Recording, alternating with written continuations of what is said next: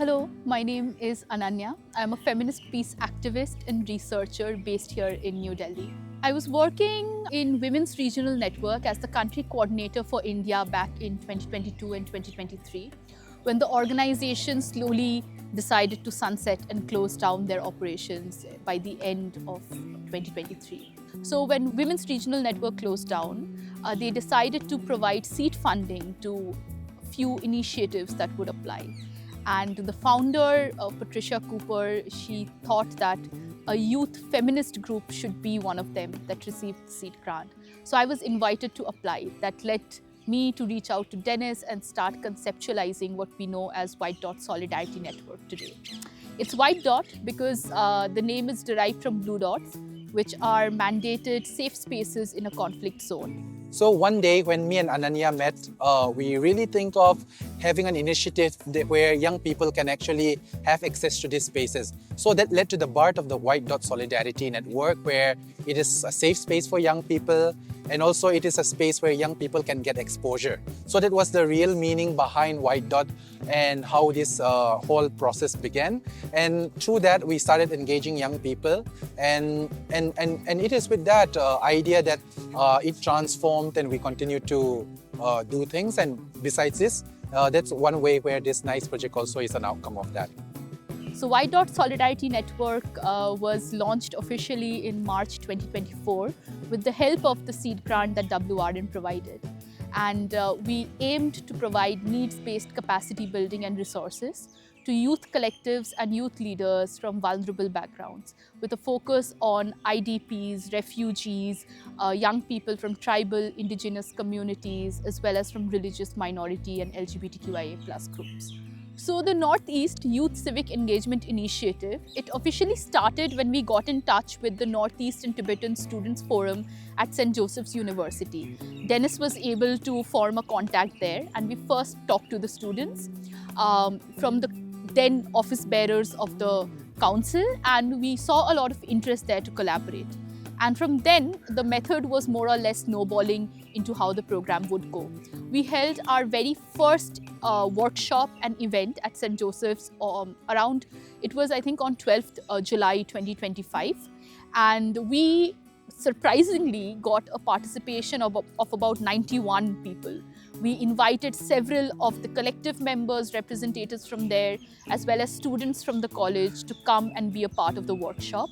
Dennis and I, we facilitated that session. It was on international human rights law, and it was also on leadership building in young people.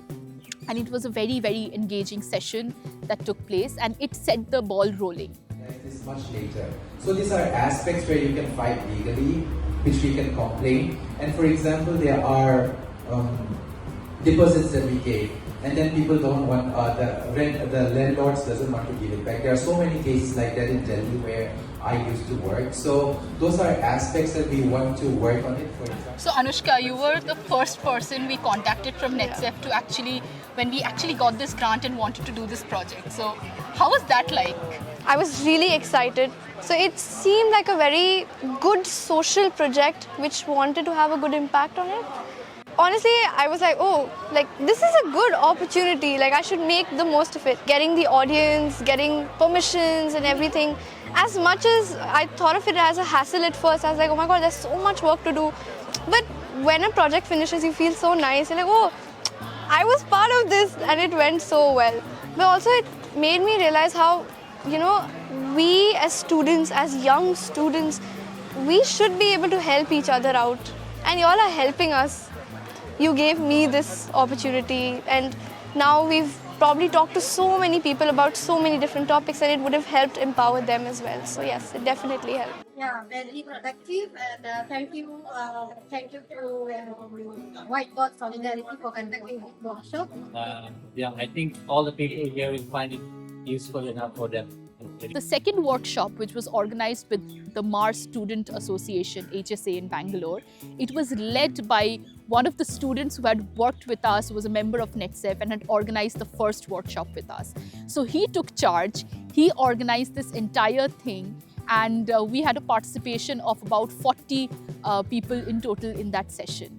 And it was just great to see how leadership is not a very linear journey, but something that keeps propping up, where students like them, members who are co-creators of this process, take ownership, take charge, and organize a session like this on their own. After the session happened with the Mars Student Association, we went back to St. Joseph's University, because by then a new term had started, a new council had come in, new students, and we hosted a legal rights workshop there. We also hosted a legal rights workshop with Cookie Student Organization in Bengaluru. And for both these workshops, we actually partnered with Alternative Law Forum to get lawyers as resource persons from them. And it was a great collaboration, because our ultimate aim through this program was connecting the participants to a network and organization in Bangalore that can continue to support them even when our intervention stops. So this partnership was very important to us. We partnered with more other councils and organizations beyond NetSef during this program. We partnered with the Political Science Club, the Nature's Club, and another such clubs.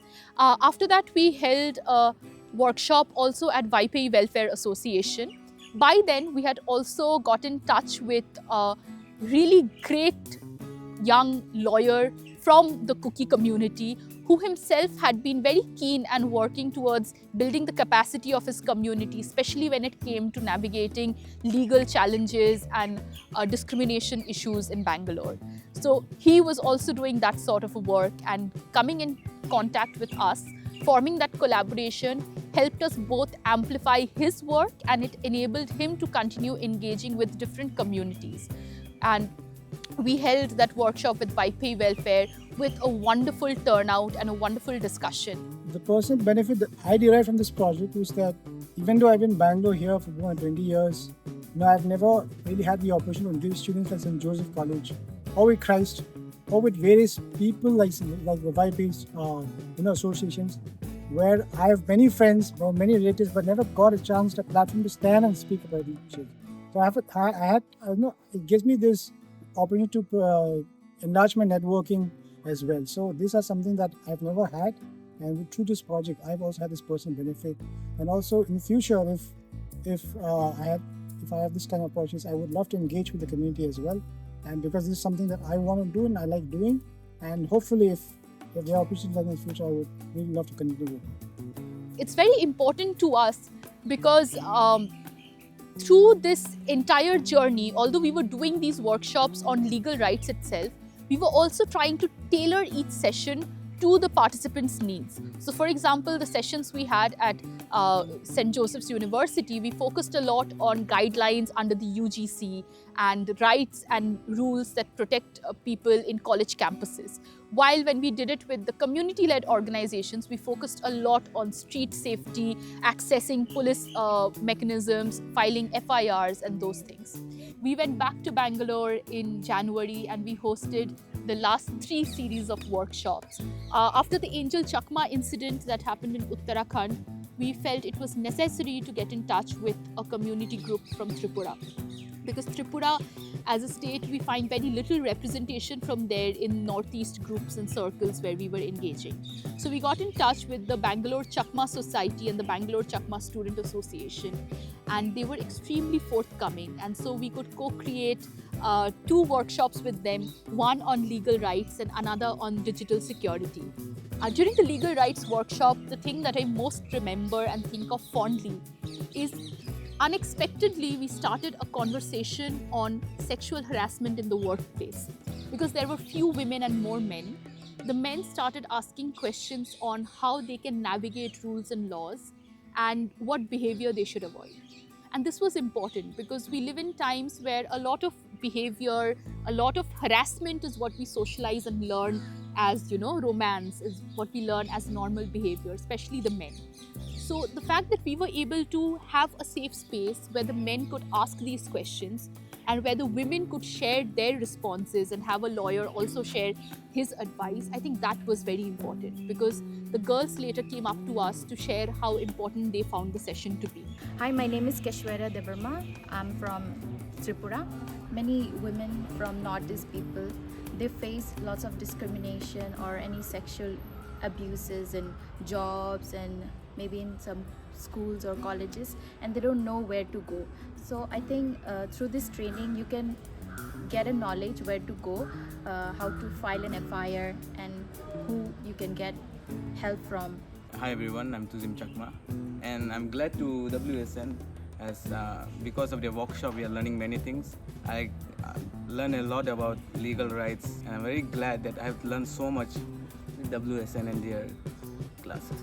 My name is Roshan Bodh Chakma. I am from Arunachal Pradesh. Today in this session we have learned many things about how to take legal actions to those people who discriminate us. So how can we take legal actions in this situation? People come to the cities, the new environment, new atmosphere.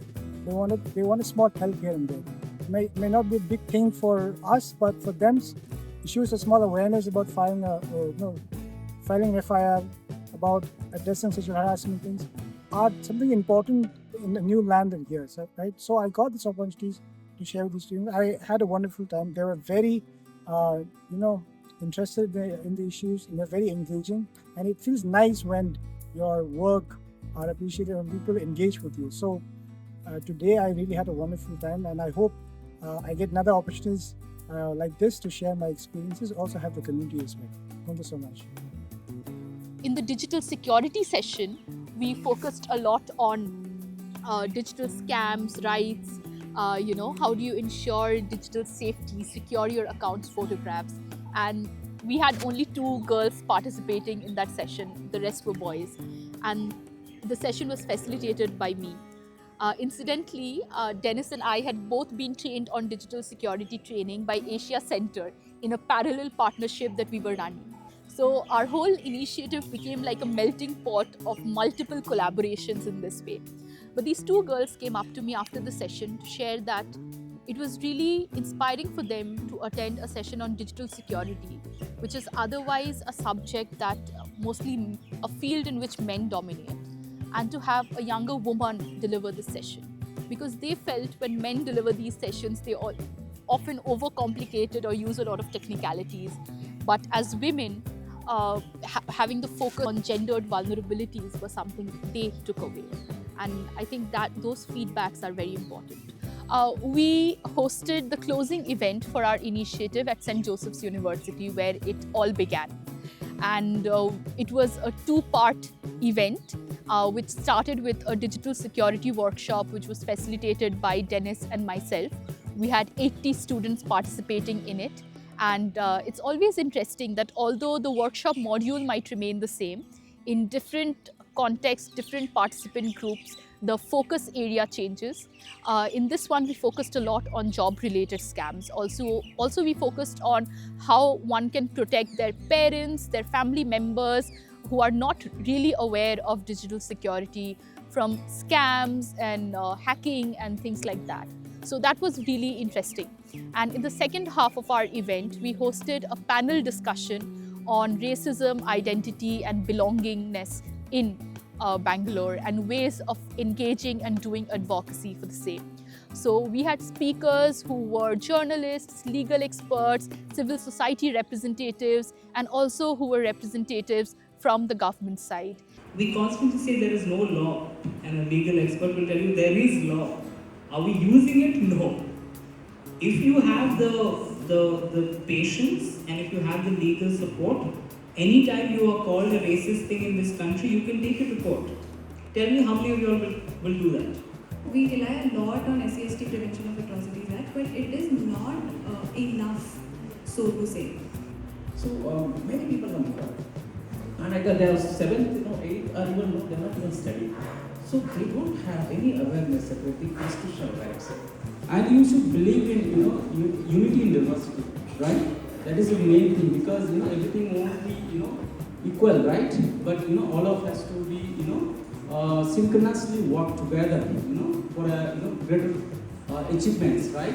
And the conversation that happened was very important because the conversation brought in topics of discrimination and prejudice, not only the ones that community members experience, but also the prejudice that we ourselves practice and that we express in our day-to-day lives.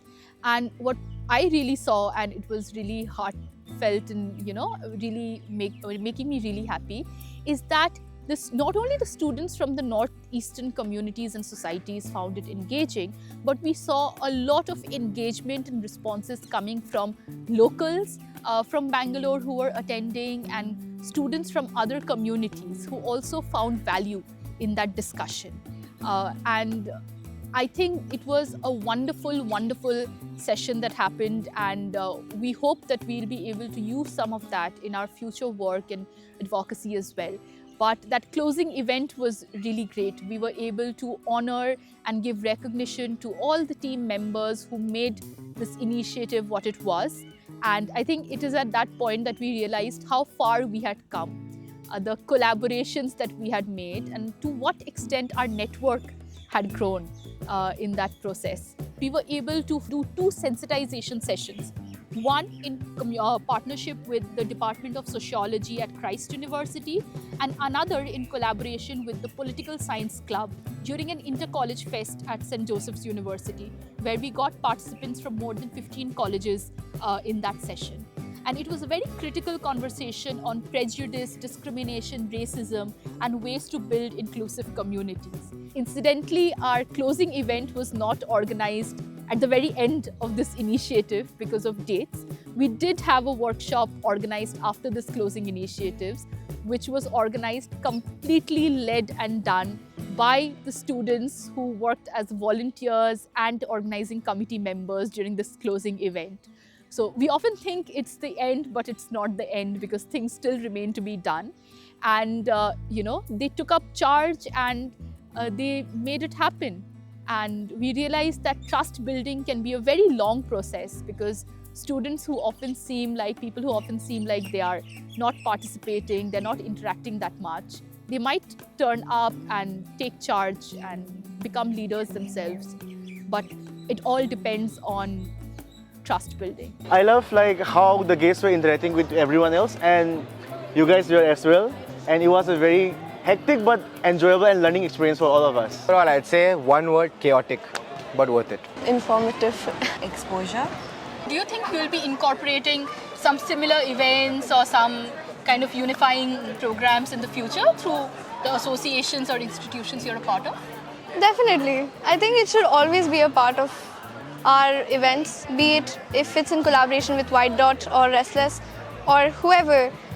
We should be able to talk to people who can facilitate any sort of change among us. Whatever we learned today, we always pass it on to the people that require it. And this is how communities are born. We help each other wherever we are. We never turn our backs, and that's how we are strong together everywhere we are. It is going to be hectic, but you can push through. Okay. When youths are given a space to speak about, talk about, they become the agents of change rather than some silent survivors. So it's a good thing that they have taken youths as the target audience. Say a lot of people from different communities of Northeast getting together, because especially in this campus, the only events that a lot of people get together is for footprints. Apart from that, we don't really get along or be gathered in one place.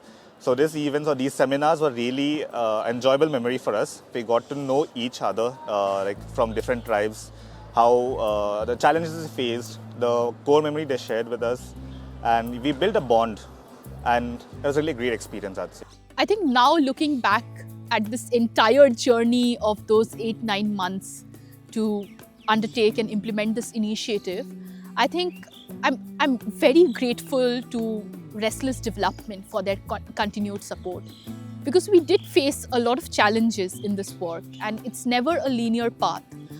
There were months where we felt nothing was going ahead, nothing was happening, because in our process of co-creating these workshops and programs with community groups, it also becomes an issue when the community groups might not prioritize it, or if they do not adhere to our timelines.